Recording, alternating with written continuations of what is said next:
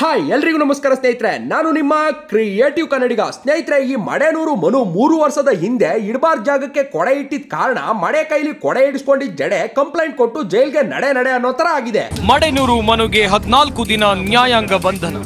ನಿನ್ಗಿದು ಬೇಕಿತ್ತ ಮಗನೇ? ಬನ್ನಿ, ಈ ಕಾಮಿಡಿ ಕಿಲಾಡಿಗಳು ಕಾಮಾಯಿಡಿ ಕಿಲಾಡಿಗಳಾಗಿ ತಮ್ಮ ಮಾನ ಮರ್ಯಾದೆನ ತಾವೇ ಕಳ್ಕೊಳ್ತಿರೋದ್ರ ಬಗ್ಗೆ ಸ್ವಲ್ಪ ಮಾತಾಡುವ. ಆದ್ರೆ ಅದಕ್ಕೂ ಮೊದಲು ಗೊತ್ತಲ್ಲ, ನೀವು ನನ್ನ ಇನ್ಸ್ಟಾಗ್ರಾಮ್ ಅಲ್ಲಿ ಫಾಲೋ ಮಾಡ್ತಿಲ್ಲ ಅಂದ್ರೆ ದಯವಿಟ್ಟು ಫಾಲೋ ಮಾಡಿ. ಹಾಗೆ ನಮ್ಮ ಕ್ರಿಯೇಟಿವ್ ಕನ್ನಡಿಗ ಯೂಟ್ಯೂಬ್ ಚಾನಲ್ಗೆ ಸಬ್ಸ್ಕ್ರೈಬ್ ಆಗಿ ಪಕ್ಕದಲ್ಲಿರೋ ಬೆಲ್ ಐಕಾನ್ ನ ಕ್ಲಿಕ್ ಮಾಡಿ. ಕನ್ನಡಿಗ ಅಂತರಲೇ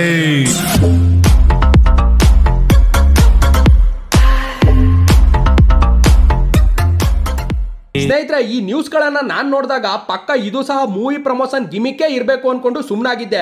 ಹೌದು, ಯಾಕಂದ್ರೆ ಈ ಸಿನಿಮಾ ನಿರ್ದೇಶಕರು ಮೊದಲು ಯಾವ್ದೋ PR ಟೀಮ್ ಅಲ್ಲಿ ವರ್ಕ್ ಮಾಡ್ತಿದ್ರು ಅನ್ಸುತ್ತೆ. ಅದಕ್ಕೆ ಸಿನಿಮಾ ಶುರುವಾದಾಗಿಂದ ಇಲ್ಲಿವರೆಗೂ ಪ್ರಮೋಷನ್ ಮಾಡಿರೋ ರೀತಿ ಅಂತೂ ಚಿತ್ರ ವಿಚಿತ್ರ, ಚಿತಾಲ್ ಪತಾಲು. ತಿಂಗಳು 23 ಕುಳದಲ್ಲಿ ಕೀಲೆ ಯಾವುದೋ ಸಿನಿಮಾ ಕರ್ನಾಟಕದಾದ್ಯಂತ ಬಿಡುಗಡೆ ಆಗ್ತಿದೆ. ದಯವಿಟ್ಟು ಎಲ್ಲರೂ ಆಶೀರ್ವದಿಸಬೇಕು, ಬೆಳಿಬೇಕು. ಇದಿಷ್ಟೇ ಅಲ್ಲ, ಈ ಸಿನಿಮಾಗೆ ಜೂನಿಯರ್ ಆರ್ಟಿಸ್ಟ್ ಗಳನ್ನ ಆಯ್ಕೆ ಮಾಡ್ಕೊಂಡಿರೋದು ಎಲ್ಲಿಂದ ಹೇಳಿ? ಇನ್ಸ್ಟಾಗ್ರಾಮ್ ಇಂದ. ಇದರ ಹಿಂದಿನ ಮರ್ಮ ಏನು ಅಂತ ಗೊತ್ತಾ? ಏನು? ಈ ಇನ್ಸ್ಟಾಗ್ರಾಮ್ ಅಲ್ಲಿರೋ ಸೆಡೆಗಳಿಗೆ ಸಿನಿಮಾದಲ್ಲಿ ಒಂದು ಚಾನ್ಸ್ ಸಿಕ್ಬಿಟ್ರೆ ಅದೇ ಸಾಕಲ್ವಾ? ಆ ಸಿನಿಮಾ ಶುರುವಾಗಿ ಮುಗಿದು ಮೂಲೆ ಸೇರ್ಕೊಂಡ್ರು ಅದರಲ್ಲಿ ಇವರೇ ಮುಖ್ಯ ಪಾತ್ರಧಾರಿಗಳು ಅನ್ನೋ ತರ ಪ್ರಮೋಷನ್ ಮಾಡ್ತಾನೆ ಇರ್ತಾರೆ. ಸೊ ಇದೇ ಪ್ಲಾನ್ ಮೇಲೆ ಇನ್ಸ್ಟಾಗ್ರಾಮ್ ಅಲ್ಲಿರೋ ಸೆಡೆ, ಸಿಂಗ್ರಿ, ಡಿಂಗ್ರಿ, ಡಬ್ರಿ ನನ್ನ ಮಕ್ಕಳನ್ನೆಲ್ಲ ಜೂನಿಯರ್ ಆರ್ಟಿಸ್ಟ್ ಗಳಾಗಿ ಹಾಕೊಂಡಂಗೂ ಆಗ್ಬೇಕು, ಜೊತೆಗೆ ಪ್ರಮೋಷನ್ ಸಹ ಫ್ರೀ ಆಗಿ ಆಗ್ಬೇಕು ಅನ್ನೋ ಆಮೇಲೆ ಈ ಸಿನಿಮಾದವರು ಇನ್ಸ್ಟಾಗ್ರಾಮ್ ಅಲ್ಲಿರೋ ಸೆಡೆ, ಒಡೆ, ಸಿಂಗ್ರಿ, ಡಿಂಗ್ರಿಗಳನ್ನ ಇಟ್ಕೊಂಡು ಬರೀ ಸಿನಿಮಾ ಮಾಡಿರೋದಷ್ಟೇ ಅಲ್ಲ, ಆಡಿಯೋ ಲಾಂಚ್ ಅಲ್ಲೂ ಸಹ ಅವ್ರನ್ನೇ ಕರೆಸಿ ಕುಲ್ಗೆಡಿಸ್ಬಿಟ್ಟಿದ್ರು.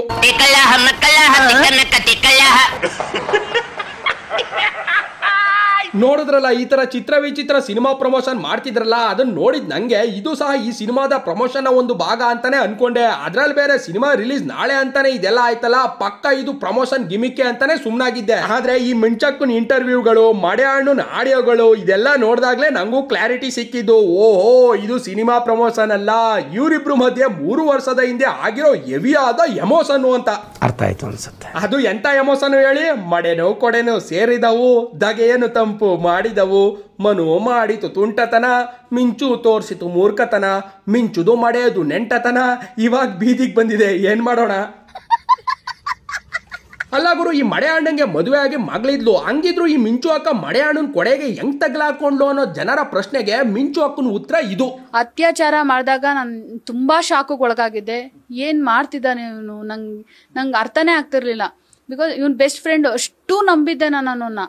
ಅಷ್ಟು ನಂಬಿಕೋಸ್ತ ಬೆಸ್ಟ್ ಫ್ರೆಂಡು, ನಮ್ಮ ಮದುವೆ ಆಗಿ ಮಗಳಿದ್ದಾಳೆ. ನನಗೀಗ ಕಂಪ್ಲೇಂಟ್ ಕೊಡ್ಬೇಕಾ ಅಥವಾ ಇದು ಯಾರಿಗಾರು ಹೇಳ್ಬೇಕಾ, ಸುಮ್ನಿದ್ ಬಿಡ್ಬೇಕಾ, ಆ ಒಂದು ಶಾಕ್ ಅಲ್ಲೇ ಇದ್ದೆ. ಅಯ್ಯಯ್ಯೋ, ಏನ್ ಮಿಂಚಕ್ಕ ನೀನ್ ಹೇಳ್ತಿರೋದು? ಶಾಕಲ್ಲಿದ್ದೆ ಅಂತ? ಅವನ ಅತ್ಯಾಚಾರ ಮಾಡಕ್ ಬಂದಾಗ ಚಾಕು ತಕೊಂಡು ಅವ್ನ ತಮ್ಮನ್ ತಲೆನ ಎಗುರ್ಸೋದ್ ಬಿಟ್ಟು ಶಾಕಲ್ಲಿದ್ದೆ ಅಂತಿದ್ಯಲ್ಲಕ್ಕ. ಅಲ್ಲ ಕಣಕ್ಕ ಮಿಂಚಕ್ಕ, ನೀನಿರೋ ಘಟಕ್ಕೆ ಅವನು ಹತ್ರ ಬತ್ತಿದಂಗೆ ಬಲ್ಗೈ ರಟ್ಟೆ ಒಳಕ್ಕೆ ಅವ್ನ ಕತ್ತನ್ನ ಸಿಗಿಸ್ಕೊಂಡು ಸೊಟಕ್ಕಂತ ಮುರಿದ್ಬಿಟ್ಟಿದ್ರೆ ಇಷ್ಟೊತ್ತಿಗೆ ಮಡೆನೂರು ಮನು ಮನ್ಮಥ ಮೂವಿ ಜಗ್ಗೆಸ್ತರ ಆಗ್ಬಿಡ್ತಿದ್ದ ಅಲ್ವಾ? ಇನ್ನೊಂದೇನಂದ್ರೆ ಸ್ನೇಹಿತರೆ, ಈ ಮಿಂಚು ಅಕ್ಕ ಅವತ್ತಿನ ಮಿಂಚಿನ ಆಟವನ್ನ ಅನುಭವಿಸಿ ಅತ್ಯಾಚಾರ ಆಗೋಯ್ತಲ್ಲ ಅಂತ ಶಾಕ್ ಆಗಿದ್ದಾಗ ನಮ್ಮ ಮನು ಅಣ್ಣ ಅವತ್ತು ಏನ್ ಮಾಡಿದ್ದ ಗೊತ್ತಾ? ಅವನ ಬಾಯಿಂದನೇ ಕೇಳಿ. ನನ್ನೇನ್ ಕಾನೂನು ಉಲ್ಟಾ ಪಟ್ಟ ನಾನು ಮಾತಾಡ್ತಾ ಇಲ್ಲ, ರೇಪ್ ಬಾಳ್ ಕೊಟ್ಟಿದ್ದೀನಿ ಅಲ್ಲ, ಅದಕ್ಕೆ ನಾವು ತಾಳಿ ಅಂತ ಕಟ್ಕೊಂಡು ಸಂಸಾರ ನಡೆಸ್ತಾರೆ. ಇತ್ತೀಚಿನ ದಿನಗಳಲ್ಲಿ ನನ್ಗೆ ಅವ್ರ ಜೊತೆ ಬಾಳಕಾಗ್ತಿಲ್ಲ. ಅಲ್ಲಲ್ಲ ಮನು ಅಣ್ಣ, ಏನೋ ಇದು ನಿನ್ ಮಾತು? ಗ್ರೇಪ್ ಆಗಿರೋದಕ್ಕೆ ಬಾಳ್ ಕೊಟ್ಟಿದ್ಯಾ, ತಾಳಿ ಕಟ್ಕೊಂಡು ಸಂಸಾರ ಮಾಡ್ತಿದ್ಯಾ? ಏನ್ ಅಷ್ಟೊಂದು ಈಸಿಯಾಗಿ ಹೇಳ್ತಿದ್ಯಲ್ಲ ಗುರುವೆ? ಹಂಗಾದ್ರೆ ಗ್ರೇಪ್ ಮಾಡೋದು ಅನ್ನೋದು ಅಷ್ಟೊಂದು ಈಸಿನಾ? ಹಿಂಗ್ ಮಾಡ್ಬಿಟ್ಟಂಗ್ ತಾಳಿ ಕಟ್ಬಿಟ್ಟು ಸುಮ್ನೆ ಸಂಸಾರ ಮಾಡ್ತಿದೀವಿ ಅನ್ನೋಕೆ? ಸ್ನೇಹಿತರೆ, ಮೇ ಬಿ ಈ ಮಡೆ ಅಣ್ಣ ಹಳೆ ಕಾಲದ ಮೂವಿನ ನೋಡಿ ಹೆವಿಯಾಗಿ ಇನ್ಸ್ಪೈರ್ ಆಗ್ಬಿಟ್ಟವನೇ ಅನ್ಸುತ್ತೆ. ಅದಕ್ಕೆ ಹಿಂಗೆ ಗ್ರೇಪ್ ಆಗಿರೋದಕ್ಕೆ ತಾಳಿ ಕಟ್ಬಿಟ್ಟು ಬಾಳ್ ಕೊಟ್ಟಿದೀನಿ ಅಂತವನೇ. ಅಂದ್ರೆ ನೀವು ಸಹ ಹಳೆ ಕಾಲದ ಸಿನಿಮಾಗಳಲ್ಲಿ ನೋಡಿರ್ತೀರಾ, ಈ ವಿಲನ್ಗಳು ಕೆಲಸದವಳನ್ನ ಇಲ್ವಾ ಬಡವ್ರ ಹೆಣ್ಮಕ್ಳನ್ನ ಗ್ರೇಪ್ ಮಾಡಿದಾಗ ಆ ಊರಿನ ದೊಡ್ಡವ್ರಿಗೆ ಅದು ಗೊತ್ತಾಗಿ ನ್ಯಾಯ ಪಂಚಾಯತಿ ಮಾಡಿಸಿ ಗ್ರೇಪ್ ಮಾಡಿದವನ್ ಕೈಲೇ ತಾಳಿ ಕಟ್ಸಿ ಬಾಳ್ ಕೊಡಿಸ್ತಿದ್ರು. ಹಂಗೆ ಇವನು ಗ್ರೇಪ್ ಆಗಿರೋದಕ್ಕೇನೆ ಬಾಳ್ ಕೊಟ್ಟು ತಾಳಿ ಕಟ್ಟಿದ್ದೀನಿ ಅಂತ ಏನೋ ಘನಂದಾರಿ ಕೆಲಸ ಮಾಡಿರೋ ತರ ಹೇಳ್ಕೊತಾ ಬಿದ್ದವನೆ. ಸ್ನೇಹಿತರೆ, ಇಷ್ಟ ದಿನ ನಾನು ಅನ್ಕೊಂಡಿದ್ದು ಏನಂದ್ರೆ ಡಬಲ್ ಮೀನಿಂಗು, 18+ ಕಂಟೆಂಟು, ಅವನ ಹೆಂಡ್ತಿನ ಇವ್ನ್ ಮಾಡ್ಕೊಳ್ಳೋದು, ಇವನ್ ಹೆಂಡ್ತಿನ ಅವ್ನ್ ಮಾಡ್ಕೊಳ್ಳೋದು, ತನ್ನ ಹೆಂಡ್ತಿ ಮನೇಲಿದ್ರು ಇನ್ನೊಬ್ಳ ಜೊತೆ ಜಾಲಿ ಮಾಡೋದು, ಪಕ್ಕದ ಮನೇಲಿ ಹೋಗಿ ಗೋಲಿ ಆಡೋದು, ಗಂಡ ಇದ್ರು ಮಿಂಡನ್ ಚಿಂತೆ ಮಾಡೋದು, ಮದುವೆ ಆಗಿರೋ ಅಂಕಲ್ಗೆ ಐ ಲವ್ ಯು ಹೇಳೋದು, ಈ ತರದ ಎಲ್ಲಾ ಇವ್ರುಗಳು ಮಾಡ್ತಿದ್ ಕಾಮಿಡಿ ಶೋಗಳಲ್ಲಿ ಅಷ್ಟೇ ಇರುತ್ತೆ ಅನ್ಕೊಂಡಿದ್ದೆ. ಆದ್ರೆ ಇವಾಗ ಗೊತ್ತಾಯ್ತು 18+ ಕಂಟೆಂಟ್ ಅನ್ನೋದು ಇವ್ರ ನಿಜ ಜೀವನದಲ್ಲೂ ಸಕ್ರಿಯವಾಗಿದೆ ಅಂತ. ಇವಾಗ ನನಗ್ ಬರ್ತಿರೋ ಒಂದ್ ಡೌಟ್ ಏನ್ ಗೊತ್ತಾ, ಮೊದಲೆಲ್ಲ ಇವರು ಆಕ್ಟ್ ಮಾಡ್ತಿದ್ದ ಕಾಮಿಡಿ ಶೋಗಳಲ್ಲಿ ಮಾಡ್ತಿದ್ದ ಡಬಲ್ ಮೀನಿಂಗ್ 18+ ಕಂಟೆಂಟ್ ಗಳನ್ನ ನೋಡಿ ಇವರು ಇನ್ಸ್ಪೈರ್ ಆಗಿ ಈ ತರ ಮಾಡಿರೋದಾ, ಅಥವಾ ಇವರು ನಿಜ ಜೀವನದಲ್ಲಿ ಇರೋದನ್ನೇ ಕಾಮಿಡಿ ಶೋಗಳಲ್ಲಿ ಡಬಲ್ ಮೀನಿಂಗು 18+ ಕಂಟೆಂಟ್ ಗಳಾಗಿ ಮಾಡಿರೋದಾ? ಏನೋ ಒಟ್ಟಿನಲ್ಲಿ ಕಾಮಿಡಿ ಅನ್ಕೊಂಡು ಇವ್ರುಗಳು ಮಾಡ್ತಿದ್ ಮನೆ ಹಾಳಾಗೋ ಕಂಟೆಂಟ್ ಇಂದ ವೀಕ್ಷಕರ ಮನಸ್ಥಿತಿ ಹಾಳಾಗೋ ಬದಲು ಇವ್ರುಗಳ ಮನಸ್ಥಿತಿಗಳೇ ಹಾಳಾಗಿ ಮನೆ ಸ್ಥಿತಿ ಕೂಡ ಇವಾಗ ಯಕ್ಕುಟ್ಟೋಗಿದೆ. ನಾಚಿಕೆ ಆಗಲ್ಲ ನಿಮ್ಮ ಜನ್ಮಕ್ಕೆ? ಸ್ನೇಹಿತರೆ, ಕಾಮಿಡಿ ಒಳಗಡೆ ಅಲ್ಪ ಸ್ವಲ್ಪ ಡಬಲ್ ಮೀನಿಂಗ್ ಇರ್ಬೇಕೇ ಹೊರತು ಡಬಲ್ ಮೀನಿಂಗೇ ಕಾಮಿಡಿ ಅನ್ನೋ ತರ ಆಗ್ಬಾರ್ದು. ಅವಾಗ ಅದು ಕಾಮಿಡಿ ಶೋ ಅನ್ಸ್ಕೊಳ್ಳೋದಿಲ್ಲ, ಕಾಮ ಇಡೀ ಶೋ ಅನ್ಸ್ಕೊಳ್ಳುತ್ತೆ.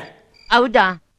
ಆಮೇಲೆ ಇನ್ನೊಂದ್ ಕಡೆ ಏನಂದ್ರೆ, ಈ ಮನು ಅಣ್ಣ ಮಿಂಚಕ್ಕನ್ ಜೊತೆ ಆಡಿರೋ ಮಂಚದ ಆಟದ ಬಗ್ಗೆ ಇಡೀ ರಾಜ್ಯದೆಲ್ಲೆಡೆ ಪ್ರಶಂಸೆ ಉಕ್ಕಿ ಬರ್ತಿದೆ. ಕಟ್ಕೊಂಡಿರೋ ಹೆಂಡತಿ ಮನೇಲಿದ್ದು ಇನ್ನೊಬ್ಬಳ ಜೊತೆ ಮದುವೆ ಆಗವ್ರಲ್ಲ, ಇದ್ರ ಬಗ್ಗೆ ನೀವೇನ್ ಹೇಳ್ತೀರಾ ಅಂತ ಮನು ಅಣ್ಣನ್ ಮೊದ್ಲೇ ಹೆಂಡತಿನ ಕೇಳಿದ್ರೆ ಅಕ್ಕ ಹೇಳ್ತಿರೋದೇ ಬೇರೆ. ನಾನ್ ಕೇಳೋದಷ್ಟೇನೆ, ಎಲ್ಲಾ ಕನ್ನಡಿಗರ ಹತ್ರ ಕೈ ಮುಗಿ ಕೇಳ್ಕೊತಾ ಇದ್ದೀನಿ, ಸಿನಿಮಾ ಚೆನ್ನಾಗಿದೆ, ಎಲ್ಲಾ ಫ್ಯಾಮಿಲಿ ಸಮೇತ ಬಂದ್ ನೋಡಿ.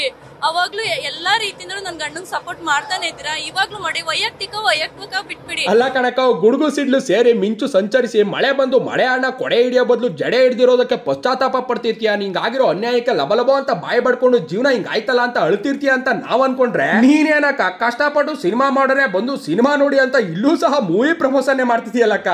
ಅದ್ರಲ್ಲಿ ಬೇರೆ ಇವ್ರು ಇಂಥ ಟೈಮಲ್ಲಿ ನನ್ ಗಂಡ ಇಲ್ಲ ಸರ್, ನನ್ಗೂ ದುಃಖ ಇದೆ. ಇಷ್ಟೊಂದೆಲ್ಲ ಕಷ್ಟಪಟ್ಟು 3 ವರ್ಷದಿಂದ ಮಾಡಿ ಅವ್ನು ಥಿಯೇಟರ್ ಬಂದು ನೋಡಿಲ್ಲ ಅಂದಾಗ ನನಗೂ ಫೀಲ್ ಆಗ್ತಿದೆ ಸರ್ ಅಂತಿದೆಯಲ್ಲ. ಅಲ್ಲ ಕಣಕೋ, ನಿನ್ ಗಂಡ ನಿನ್ ಜೊತೆನೇ ಇದ್ದು ಇನ್ನೊಬ್ಬಳ ಜೊತೆ ಮದುವೆ ಆಗವನಲ್ಲ ಅಂತ ಫೀಲು, ಬೇಜಾರು, ದುಃಖ ಆಗ್ಬೇಕು ಹೊರ್ತು ನಿನ್ಗೆ ನೀನೇನಕ್ಕ ಅವನ್ ಬಂದು ಸಿನಿಮಾ ನೋಡಿಲ್ಲ, ಇವತ್ತು ಸಿನಿಮಾ ನೋಡಕ್ಕೆ ಅವನ್ ಜೊತೆಲಿಲ್ಲ ಅಂತ ಫೀಲು, ದುಃಖ, ಬೇಜಾರು ಅಂತಿದೆಯಲ್ಲ. ಅಲ್ಲ ಕಣಕ, ನಿನ್ ಜೀವನಕ್ಕಿಂತ ನಿಂಗೆ ನಿನ್ ಗಂಡನ್ ಸಿನಿಮಾನೇ ಹೆಚ್ಚಾಗೋಯ್ತಕ್ಕ. ಬಾಬಾ, ಆದ್ರೂ ನೀನ್ ಇಂತ ಕರುಣಾಮಯ ಆಗಿರೋದಕ್ಕೇನೆ ಕಣಕ ಮನು ಅಣ್ಣಂಗೆ ಒಂದೇ ತೇವರಿಲಿ 2 ಗದ್ದೆಗೆ ನೀರಾಯಿಸೋಕೆ ಈಸಿ ಆಗಿರೋದು. ಸ್ನೇಹಿತರೆ, ಈ ಮಡೇನೂರು ಮನು ಅಣ್ಣಂದು ಆರ್ಭಟ ಬರೀ ಮಿಂಚೋಕ್ಕನ್ ಜೊತೆ ಅಲ್ಲದೆ ಬೇರೆ ಬೇರೆ ರೀತಿಯಲ್ಲೆಲ್ಲ ಅತಿ ಆಗ್ಬಿಟ್ಟಿದೆ ಅನ್ನೋ ತರ ಒಂದು ಆಡಿಯೋ ರಿಲೀಸ್ ಆಗಿತ್ತು. ಅದು ಮಡೇನೂರು ಮನು ಅಣ್ಣಂದೇ ಅಂತ ಕನ್ಫರ್ಮ್ ಆಗಿ ಹೇಳೋಕ್ಕಾಗಲ್ಲ. ಬಟ್ ಏನ್ ಹೇಳೋನೆ ಅಂದ್ರೆ, ಅಣ್ಣ ಶಿವರಾಜ್ ಕುಮಾರ್ ಇನ್ನೊಂದು 6 ವರ್ಷ ಸತ್ತೋತಂತ ನನಗೆ ಗೊತ್ತು. ಧ್ರುವ ಸರ್ 8 ವರ್ಷ, ದರ್ಶನ್ ಸತ್ತೋದ, ಯಾರೋ ಮೊಬೈಲ್ ರೆಕಾರ್ಡ್ ಮಾಡಿದ್ರು. ದರ್ಶನ್ ಸರ್ ಒಂದು 6 ವರ್ಷ ಕ್ರೇಜ್ ಇರುತ್ತೆ, ಸಿನಿಮಾ ಮಾಡಲ್ಲ. ಅವ್ರ 3 ಜನ ಮಧ್ಯೆ ಕಾಂಪಿಟೇಷನ್ ಕೊಡಕ್ಕಂತ ಗಂಡುಗಲ್ಲಿರಿ ನಾನು. ಅಬ್ಬಬ್ಬಬ್ಬ, ಶಿವರಾಜ್ ಕುಮಾರ್ ಇನ್ 6 ವರ್ಷ ಸತ್ತೋಗ್ತಾರೆ, ಧ್ರುವ ಸರ್ಜೋದು ಇನ್ 8 ವರ್ಷ, ದರ್ಶನ್ ಸರ್ದು ಇನ್ 5 ವರ್ಷ ಕ್ರೇಜ್ ಅಷ್ಟೇ. ಅವ್ರ 3 ಜನರ ಮಧ್ಯೆ ಕಾಂಪಿಟೇಷನ್ ಕೊಡಕ್ಕೆ ನಿಂತಿರೋ ಗಂಡುಗಲಿ ಕಂಡ್ರಿ ನಾನು.